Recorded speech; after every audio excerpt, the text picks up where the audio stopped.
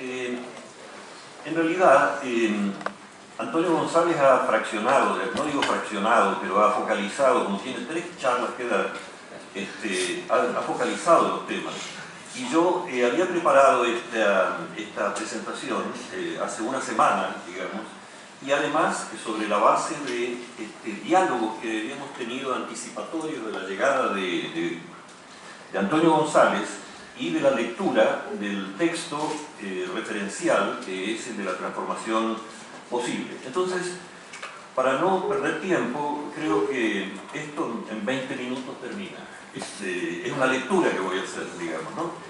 Y la lectura está basada en el libro, en el interesantísimo libro de Antonio González, donde hay una convergencia de los aspectos económicos más los aspectos socioculturales, filosóficos e incluso religiosos, que él no tocó. Entonces es para aclararle que yo no voy a estar siguiendo en este caso el argumento verbal, interesantísimo y mucho más provocativo, sino que voy a tratar de meterme en el estudio mismo. Bueno, Antonio González se propone en este trabajo 2 cometidos esenciales, desde mi punto de vista. Primero, caracterizar los rasgos definitorios del capitalismo, y segundo, explorar los procesos sociales que podrían conducir a un nuevo socialismo en el siglo XXI. De partida, ya en la introducción y en el capítulo 1 de su trabajo, enumera 3 características esenciales del capitalismo, que les acaba de comentar: la propiedad privada de los medios de producción, la vigencia de relaciones de mercado efectivamente regidas por la fuerza de la oferta y la demanda, y por último, el trabajo asalariado. Su argumento muy claro es que si se desea modificar el sistema capitalista, todo cambio sistémico exige conocer cuáles son sus notas fundamentales. Si alguno de esos rasgos dejan de existir, entonces ya no estaríamos en presencia de capitalismo, sino de otro sistema económico. Perdón. Raspa el papel. Perdón. El autor convincentemente apunta que para hablar con propiedad de un tránsito del capitalismo al socialismo debemos empezar por saber qué cosa entendemos por capitalismo y en qué medida un socialismo nuevo debería ser capaz de trascender esos rasgos, dando prioridad a los derechos, libertades y dignidades de las personas. Me permitiría agregar de mi propia cosecha un 4º rasgo específico del capitalismo que no estuvo presente en ninguna de las formaciones sociales previas, a saber, la expansión permanente del poder productivo capitalista a partir de la revolución industrial. El modo de existir del capitalismo es creciendo.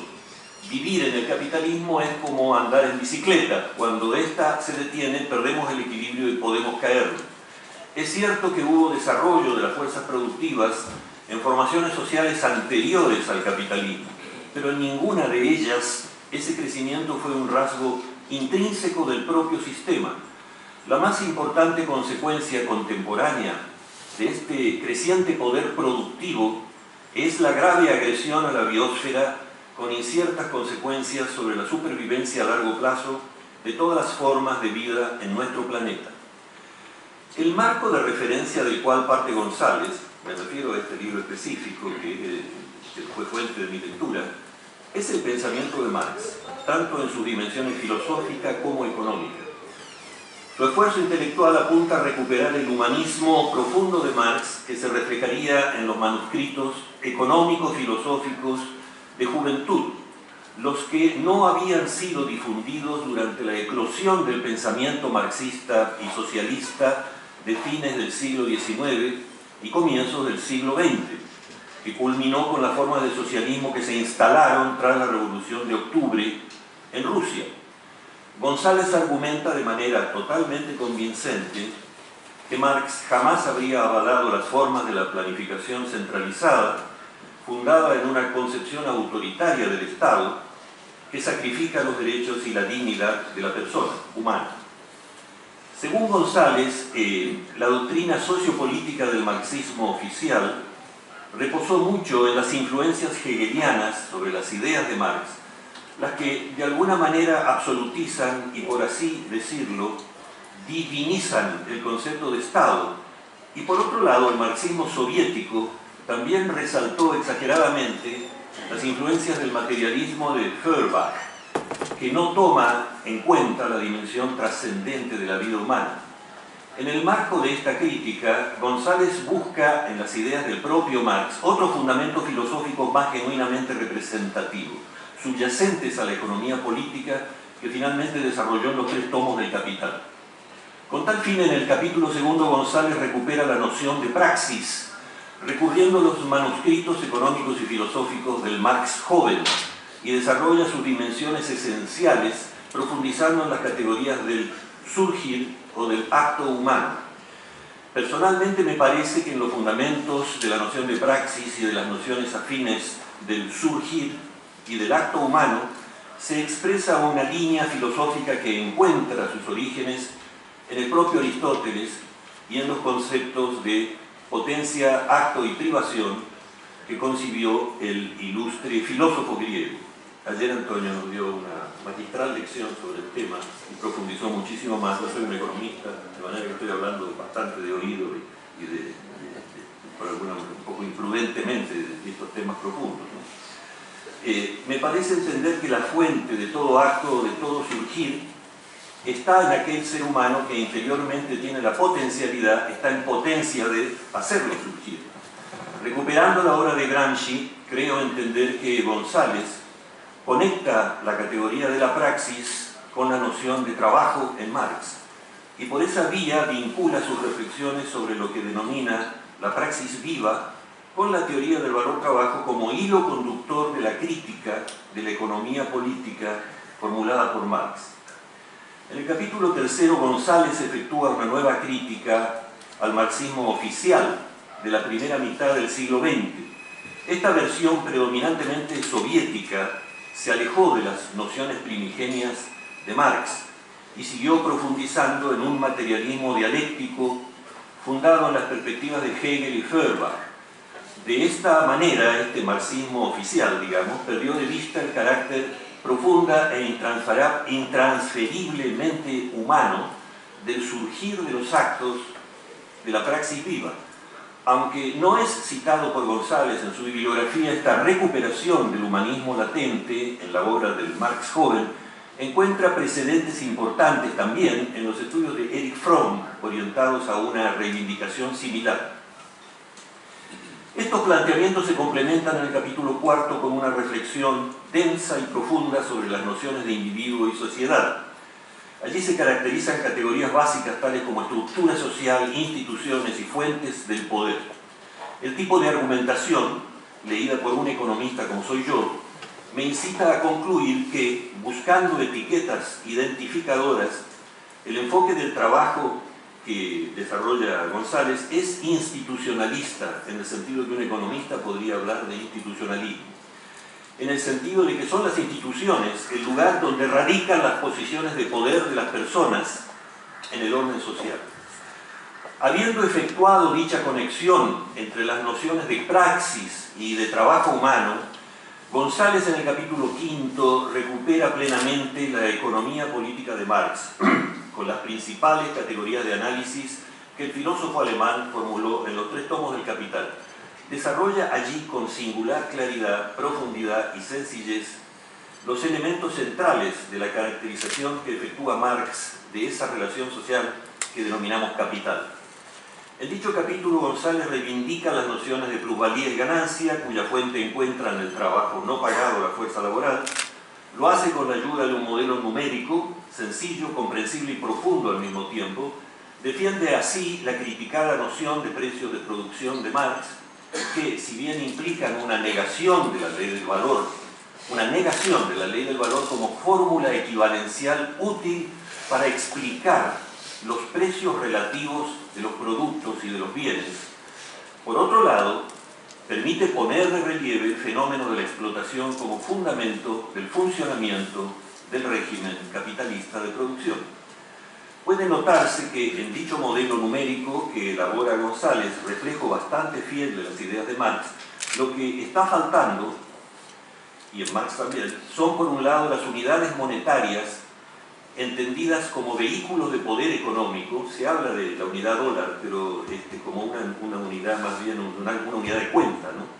y por otro lado las unidades físicas de los productos, es decir, los valores de uso frutos de trabajo concreto que se transan en los mercados. O sea, la falta de estas dos magnitudes, el dinero verdadero, real, el que se transa en los mercados, y los bienes verdaderos, reales, que también se transan en los mercados, no son supuestos simplificadores del análisis, sino un reconocimiento implícito de que la teoría del valor de Marx, expresada en unidades de trabajo abstracto, no sirve para caracterizar el proceso formativo de los precios de mercado en el campo de la economía real, ni siquiera después de su conversión a precios de producción, ya que esos precios de producción están siempre calculados en magnitudes de trabajo abstracto social y medio.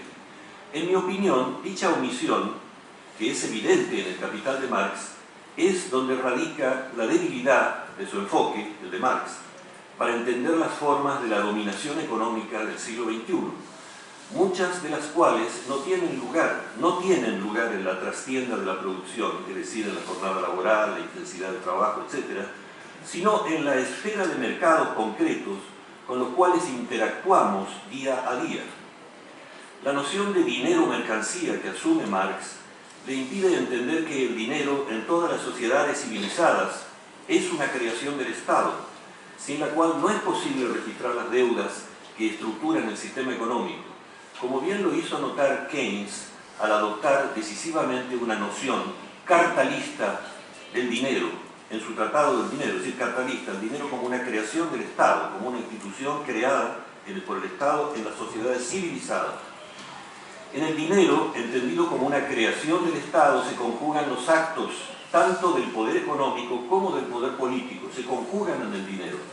Por consiguiente, su papel, el del dinero, no es neutro o meramente complementario, sino un irreemplazable instrumento de dominación que se expresa o puede expresarse no solo a través de la lógica del capital privado, sino también a través de las regulaciones y de la política fiscal y monetaria del Estado, que es el administrador en última instancia de ese dinero. Se trata de un tema técnico complejo que no puede profundizarse en este comentario, pero que, sin embargo, en mi opinión, es fundamental. Las recomendaciones de política fiscal y monetaria keynesianas, que ejercieron una decisiva influencia sobre los estados benefactores de las socialdemocracias europeas en el período de posguerra, dieron lugar al período de mayor dinamismo y equidad en la historia del capitalismo. Marx ignora estos aspectos porque, según su teoría del Estado, el Estado aparece como una mera proyección en la esfera del poder político para poder desarrollar su propia filosofía del espíritu. Nuevamente aquí esta visión combinada con el mecanicismo de Feuerbach conducen inexorablemente al determinismo. La vida social humana se asimila entonces a las leyes de la física clásica para pretender aplicar la fórmula intemporal de Laplace, según la cual, comillas, si conociéramos todos los átomos de nuestro universo, bastaría con aplicarle las leyes de la física de Newton para conocer todo lo que el universo ha sido y será. González contrapone a esta visión recalcitrantemente determinista la actitud más cauta y abierta de Marx respecto al conocimiento del futuro y da como ejemplo sus estudios sobre la caída tendencial de la tasa de ganancia que está sujeta a un conjunto de contratendencias que operan de manera no previsible. González recuerda aquí la polémica entre Gramsci y Bukharin, donde el primero, Gramsci, muestra su escepticismo frente a una interpretación determinista de la historia, pero reconoce la importancia ideológica de una férrea confianza en el futuro que las ideas deterministas logran transmitir, o sea, el determinismo como una mística que empuja la lucha política, es otra cosa. En ese mismo capítulo, tras marcar distancia respecto de las ideas de Hegel, Zubiri o Ellacuría, respecto de la noción de, comillas, realidad histórica, González afirma que la historia no es una realidad, sino una actividad, y en consecuencia cabe hablar de praxis histórica capaz de producir, comillas, abro comillas, precipitados históricos que son posibilidades concretadas gracias a dicha praxis. Creo que nuevamente aquí la noción de posibilidades de que habla González, puede conectarse con las categorías aristotélicas de potencia, poder, posibilidad, juego, etc., acto y privación, y puede ponerse de relieve el subyacente trasfondo aristotélico de la filosofía de la praxis.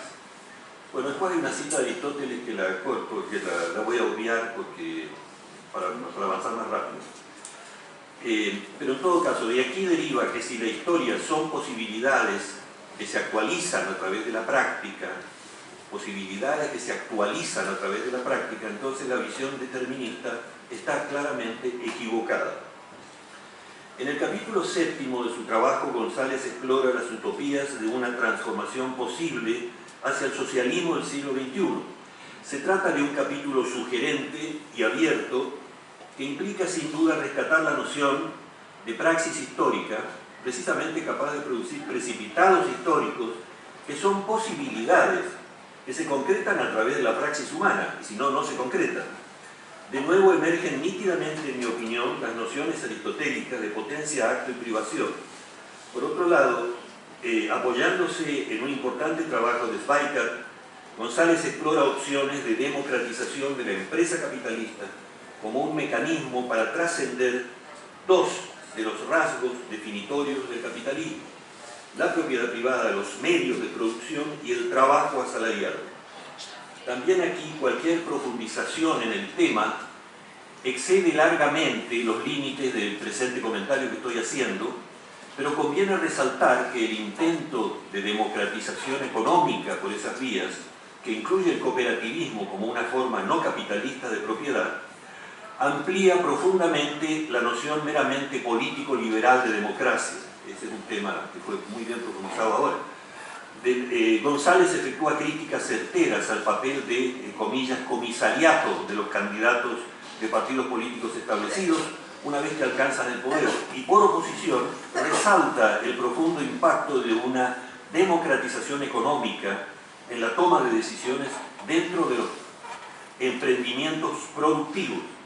Lo bueno de la democracia económica, sugerida en las ideas de Zweigart, como dice el propio González, es que en la transición hacia una forma de socialismo, los cambios pueden comenzar a suceder mucho antes de que se tome el poder político en un Estado, y esto significa una gran diferencia con el socialismo de planificación centralizada.